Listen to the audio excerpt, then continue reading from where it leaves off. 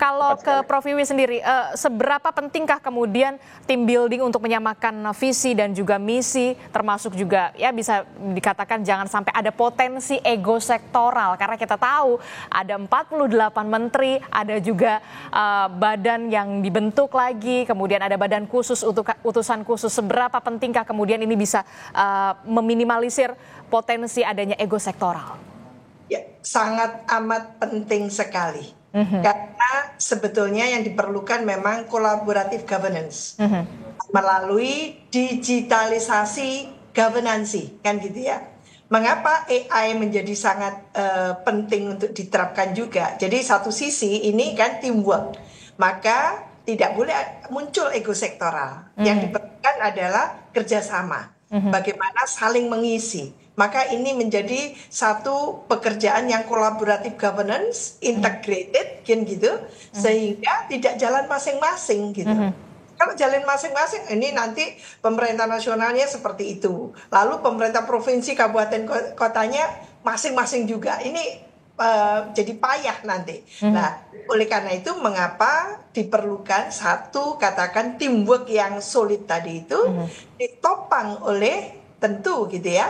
Kita kan sudah era digital sekarang, maka melalui digitalisasi governance tadi itu, birokrasi kita itu terukur, terukur dan terformat pasti. Kenapa?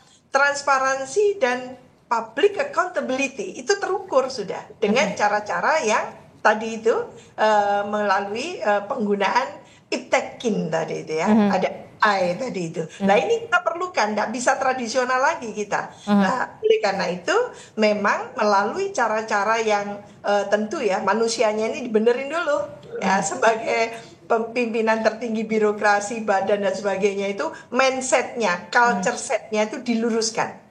Bareng ya kita mau jalan ini, jangan di tengah jalan ada yang belok kanan kiri atau bahkan tertinggal dan sebagainya. Jadi merapatkan barisan, meluruskan barisan, kita mau take off kan gitu. Menurut saya bagus sekali karena memang tentunya mengapa ini sangat diperlukan, kita sadar sesadar-sadarnya secara values kita ini kan turun, etika kita turun, maka ini diperlukan gitu ya satu kesatuan yang padu dari semua tadi itu dikatakan dari menteri maupun wakil-wakil menteri yang jumlahnya 100 lebih kan gitu. Ini kabinet 100 menteri ini luar biasa ini. Jadi kalau tidak dikelola dengan piawai, maka ini sumbang banget nanti akhirnya kan gitu. Sebelum terjadi sumbang yang seperti ini, maka inilah yang akan dibekali dan mulai dipastikan gitu ya. Siapapun mau take off silakan. Kalau tidak mampu take off mundur kan gitu.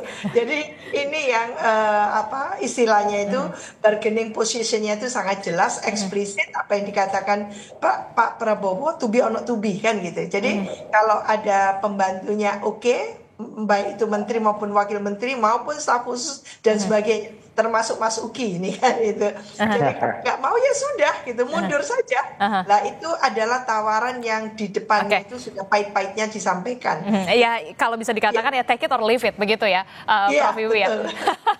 Oke, nah, kita juga nanti akan membahas soal bagaimana komunikasi ini bisa menjadi bisa dikatakan menjadi krusial ketika 48 menteri dan juga banyak sekali wakil menteri termasuk juga badan yang baru termasuk juga utusan khusus dan segala macamnya. Komunikasi menjadi krusial, pentingkah seperti apa nantinya akan perjalanan 5 tahun ke depan Kabinet Merah Putih? Jangan dijawab dulu Prof. Wiwi, tetaplah bersama kami di Breaking News Kompas TV.